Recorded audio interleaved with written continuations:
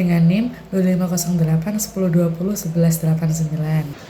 Perkenalkan, nama saya Nafisa Mukti Ayubi dengan NIM 25081201212. Nama saya Al-Abiasa dengan NIM 2508102011188. Kenalkan, nama saya Salma Fabrina Pitaloka dengan NIM 250810201205. Jadi apa sih brand management itu? Brand management itu sebenarnya adalah cara perusahaan mengatur dan mengelola mereknya supaya mempunyai nilai di mata konsumen dan bisa unggul dibanding pesaing-pesaing lainnya.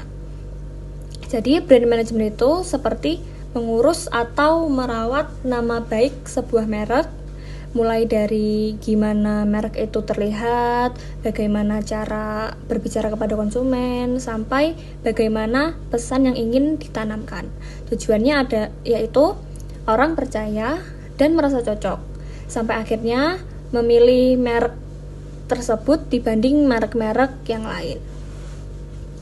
Jadi intinya brand management ini bukan hanya soal logo atau nama, tapi bagaimana membuat merek yang mempunyai arti, dikenal, disukai, dan memberikan keuntungan bagi perusahaan. Di sini saya akan menjelaskan tujuan dan fungsi brand management. Brand management merupakan suatu proses yang dilakukan oleh perusahaan untuk membangun, mengukur, dan mengontrol ekuitas merek. Selanjutnya, brand management dapat diartikan dengan serangkaian teknik pemasaran yang digunakan untuk meningkatkan nilai dan reputasi merek dari waktu ke waktu. Lalu tujuan brand management. Tujuannya adalah untuk menciptakan hubungan yang kuat dan positif antara merek dan konsumennya, meningkatkan loyalitas konsumen, serta meningkatkan ekuitas merek di pasar. Tujuan utama manajemen merek antara lain yang pertama, membangun ekuitas merek. Proses ini itu bertujuan untuk membangun reputasi dan nilai positif di mata konsumen. Lalu yang kedua ada mengukur ekuitas merek. Tujuan ini untuk mengetahui dan menilai sejauh mana merek memberikan nilai tambah di mata konsumen guna untuk meningkatkan kinerja bisnis. Lalu yang ketiga ada mengontrol ekuitas merek, yaitu mengelola dan menjaga nilai merek agar tetap positif dan kuat di lingkungan pasar. Selanjutnya ada fungsi brand management. Brand management juga berfungsi untuk mencakup semua aktivitas yang terkait dengan pengelolaan elemen-elemen kunci seperti nama, logo, simbol, karakter, kemasan, dan slogan. Adapun fungsi utama manajemen merek yaitu pertama ada brand identity.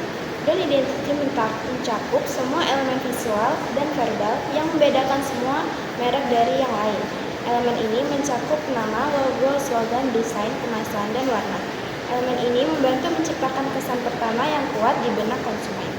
Lalu yang kedua ada brand image. Brand image ini adalah persepsi konsumen terhadap merek yang dibentuk melalui pengalaman dan interaksi dengan merek tersebut.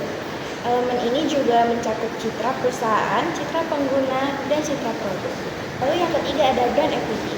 Brand equity adalah nilai tambah yang diberikan oleh merek kepada produk atau jasa. Brand equity yang kuat dapat meningkatkan harga premium dan loyalitas pelanggan. Lalu yang keempat ada brand awareness. Brand awareness mengukur sejauh mana konsumen mengenali dan mengingat merek. Brand awareness ini sangat penting untuk menciptakan ekuitas merek yang sangat kuat. Lalu yang kelima ada brand loyalty. Brand loyalty adalah kesetiaan konsumen terhadap merek tertentu yang mendorong mereka untuk terus membeli produk dari merek tersebut, meskipun ada alternatif lain. Loyalitas merek yang tinggi bisa menjadi sumber pendapatan yang stabil bagi perusahaan. Baik, di sini saya akan menjelaskan materi tentang pentingnya brand management dalam persaingan bisnis, di mana brand sendiri memiliki makna yaitu sebagai identitas atau pembeda antara pesaing satu dengan pesaing yang lainnya. Bagi para konsumen sendiri, brand berfungsi untuk menciptakan citra diri mereka. Konsumen berpikir bahwa dengan adanya brand-brand tersebut dapat mendeskripsikan dan menentukan kualitas diri seseorang. Lalu untuk perusahaan, brand berfungsi untuk menaikkan profit perusahaan, di mana dengan adanya perusahaan itu dapat menciptakan produk yang berkualitas, maka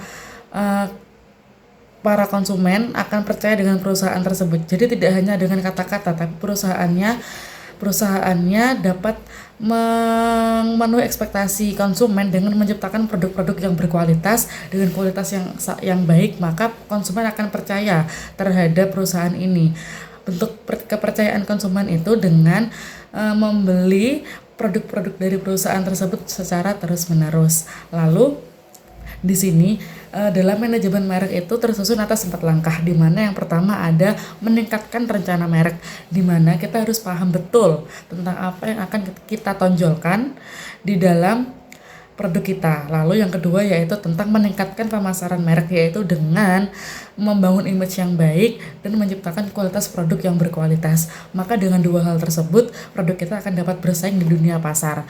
Lalu yang ketiga menginterpretasikan kinerja merek, di mana kita harus mengetahui data yang ada, data di lapangan yang ada. Kita harus mengetahui produk kita mengalami penurunan atau mengalami kenaikan.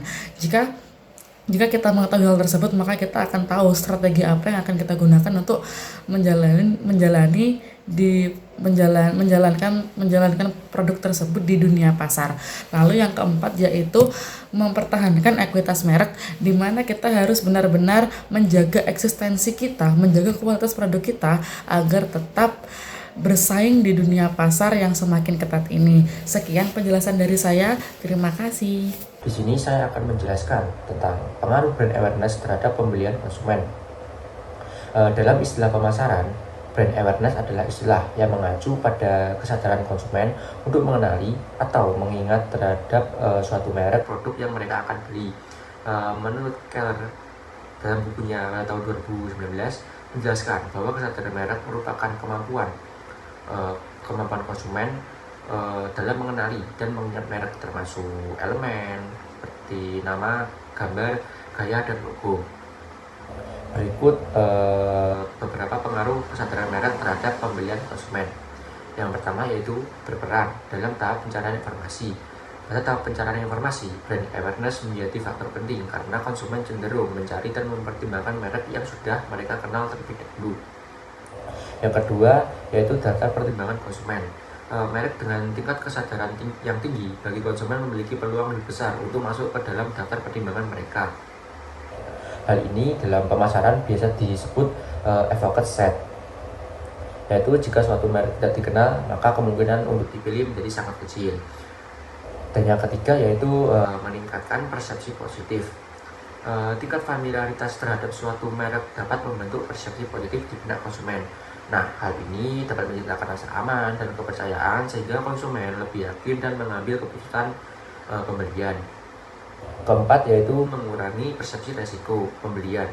Dalam kondisi keterbatasan informasi atau waktu, konsumen cenderung memilih merek yang telah dikenal untuk meminimalisasikan resiko kesalahan dalam memilih suatu produk. Brand awareness membantu mengurangi ketidakpastian dan kekhawatiran terhadap hasil pembelian. Yang kelima yaitu prioritas dan loyalitas. Konsumen dengan tingkat kesadaran merek yang tinggi biasanya memiliki preferensi yang lebih kuat terhadap merek tersebut. Hal ini tidak hanya meningkatkan kemungkinan pembelian pertama, tapi mendorong pembelian jangka panjang atau membentuk loyalitas kepada konsumen. Yang terakhir yaitu meningkatkan peluang pembelian. Semakin tinggi tingkat brand awareness dan suatu produk, maka semakin besar peluang produk tersebut untuk dipilih dibandingkan pesaingnya. Selanjutnya yaitu strategi brand management dalam menghadapi persaingan industri yang semakin ketat. Yang pertama yaitu dengan membangun diferensiasi merek yang kuat. Diferensiasi tidak hanya berkaitan dengan kualitas produk, tapi juga mencakup nilai unik, citra, pengalaman konsumen, dan keunggulan merek yang ditawarkan. Melalui diferensiasi yang kuat, merek dapat memiliki daya tarik sendiri serta meningkatkan persepsi eksklusivitas di mata konsumen. Yang kedua yaitu menetapkan identitas dan positioning yang jelas. Identitas merek yang konsisten dapat membantu konsumen mengenali dan mengingat suatu merek. Positioning juga dapat membuat merek lebih terarah dalam menentukan strategi komunikasi, target pasar, serta pengembangan produk, sehingga tidak mudah tergeser oleh kompetitor. Yang ketiga yaitu strategi komunikasi yang terarah. Strategi komunikasi yang terarah berfungsi sebagai upaya untuk memperkuat posisi merek sehingga membentuk persepsi positif dalam benak konsumen. Yang keempat yaitu pengelolaan pengalaman dan loyalitas konsumen. Pengalaman yang memuaskan akan membangun kepercayaan dan ketertarikan konsumen dan ketertarikan emosional pada konsumen. Baik, di sini saya akan menjelaskan tentang materi sejauh mana perusahaan dapat meyakinkan konsumen. Oke, baik, di sini yang utama dan yang paling utama adalah perusahaan harus bisa memenuhi janji-janjinya yang telah mereka buat kepada konsumen. Jadi mereka harus bisa mengimplementasikan produk-produk yang berkualitas agar konsumen percaya terhadap perusahaan tersebut. Ketika perusahaan tidak bisa memenuhi janji-janjinya, tidak bisa memenuhi ekspektasi para konsumen, maka semua strategi pemasaran akan sia-sia. Tapi beda hal ketika perusahaan dapat memenuhi hal tersebut, maka konsumen akan senang dan terus mendukung perusahaan tersebut agar tetap berdiri konsisten di era persaingan pasar. Lalu dengan adanya hal itu, maka perusahaan akan berinovasi lebih banyak lagi, akan memberikan ide-ide usaha yang lebih banyak lagi, yang lebih menarik lagi untuk menarik konsumen. Dan dengan adanya inovasi tersebut, maka mendorong perusahaan akan lebih eksis lagi di dalam persaingan pasar, dan dengan pengalaman-pengalaman tersebut dapat membuat perusahaan menjadi lebih berkualitas, mau baik secara produk dan kualitas perusahaan itu sendiri. Sekian, terima kasih.